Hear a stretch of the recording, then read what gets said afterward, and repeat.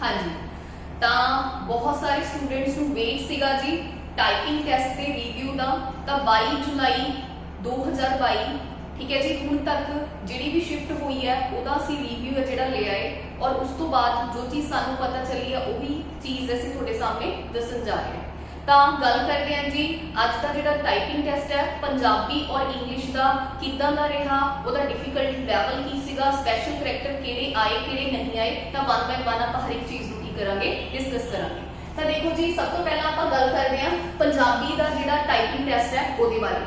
तो आपां जिद्दां उन्होंने नोटिफिकेशन दे विच दस्सिया सीगा कि किस दे विच आना है, चंक दे विच आना है। तो सारे का सारा जो पैराग्राफ आए हैं चंक दे विच आए हैं, 3-3 लाइनां सेम वही प्रोसीजर सीगा कि आईयां ने। और लैफ्ट साइड पे चंक है जिहड़ा जिद्दां पंजाब एग्जाम पोर्टल दे विच लैफ्ट साइड पे चंक नंबर दस रहे 1 2 3 अप टू 10 तक, उदा सेम उत्थे चंक नंबर भी है जिहड़ा डिस्प्ले हुंदा है।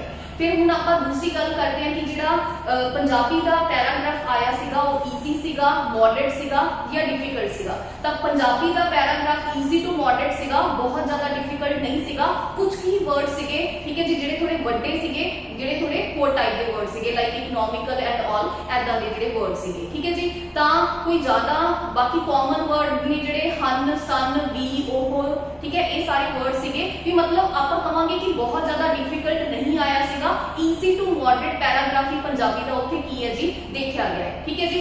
उस तो बाद आपां गल करते हैं जी गुरमुखी के करैक्टर, स्पैशल करैक्टर या जिहड़े अपने सिंबल्स ने पंजाबी दे विच किन्ने आए ने। देखो जी गुरमुखी का कोई भी करैक्टर उत्थे नहीं देखा गया पूरे दे पूरे पंजाबी जिहड़ा अपना टाइपिंग है उहदे विच। और दूसरी अगर आपां गल करिए जिहड़े सिंबल्स ने या कोड्स ने वो भी कोई भी सिंबल या कोड है जिहड़ा नहीं देखा गया। इवन कि कॉमा भी स्टूडेंट्स कह रहे हैं कि कॉमा भी उत्थे नहीं देखा गया ठीक है जी। तो मतलब बिल्कुल सिंपल लैवल का कह सकते हैं कि सिंपल टाइपिंग बेस ही आया, कोई गुरमुखी करैक्टर नहीं आया, कोई स्पैशल सिंबल नहीं आया उत्थे ठीक है जी।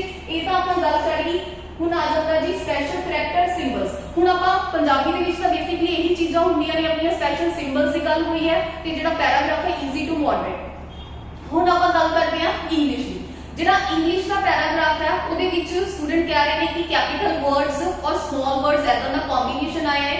उहदे विच ज़्यादा की नहीं सीगा, वो भी ज़्यादा टफ नहीं सीगा पैराग्राफ, पर थोड़ा मॉडरेट सी। जिद्दां 10th कह रहे हैं या 9th कुछ कह रहे हैं 8th चंक, उन्होंने एक अद्धा चंक है जिहड़ा की लग्या डिफिकल्ट लग्या ठीक है जी। बाकी ओवरऑल जिहड़े स्टूडेंट की स्पीड हैगी आ उन्हां दा जिहड़ा टाइपिंग टेस्ट है टाइम तो पहला क्वालीफाई हो जाता है और उन्होंने एरर देखने का भी की है जी टाइम मिल जाता है ठीक है जी। तो ये सारिया बेसिक गल्लां ने। अगर आप ओवरऑल देखिए तो जो टाइपिंग टेस्ट है ईजी टू मॉडरेट ही आया है ठीक है। ईजी कहांगे आप बहुत ज्यादा मतलब टफ भी नहीं सीगा, तो ईजी ही मान के चलांगे कि ईजी आया है टफ नहीं आया है।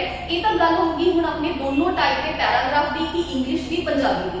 हुण बहुत सारे स्टूडेंट को ये चीज़ भी हैगी है कि किन्ने बच्चे क्वालीफाई किए हैं या किन्ने बच्चे क्वालीफाई नहीं किए, कि हुण सैकेंड लिस्ट आवेगी या नहीं आवेगी। तो देखो जी की चीज़ देखी गई है कि अगर 30 स्टूडेंट्स बुलाए गए थे एक टाइम एक शिफ्ट के उत्थे ये चीज़ देखी गई है कि 15 ही स्टूडेंट की सीगे प्रेजेंट सीगे ठीक है जी। मतलब 50% की सीगी प्रेजेंट सीगी, ਉਹਦੇ ਵਿੱਚੋਂ ਇਹ कह लो कि ओवरऑल अगर आप देखिए तो 50% बच्चे की कर रहे हैं क्वालीफाई कर रहे हैं। तो एक तो साफ साफ इंडीकेट यही होंगे है कि सैकेंड लिस्ट आने पूरे पूरे चांस है ठीक है जी। तो जिहड़े स्टूडेंट्स की जिहड़े मार्क्स ने जिहड़े स्टूडेंट्स के कट ऑफ के नियर बाय हैगे ने तो उन्होंने पूरी पॉसिबिलिटी है कि उन्होंने बुलाया जाएगा और अपनी जिहड़ी तैयारी है तुसीं फुल फ्लैश पे रखो। तो बाकी जिहड़े स्टूडेंट्स का कल पेपर है ठीक है जी उन्होंने भी बेस्ट ऑफ लक। बाकी कोई घबराने वाली गल नहीं हैगी, जिहड़ा पेपर का लैवल है वो की आ रहा है ईजी ही आ रहा है। बाकी वो भी स्टूडेंट जिन्होंने वेट है नैक्सट लिस्ट का वो भी अपनी तैयारी है जी जारी रखो। ओके जी, थैंक यू।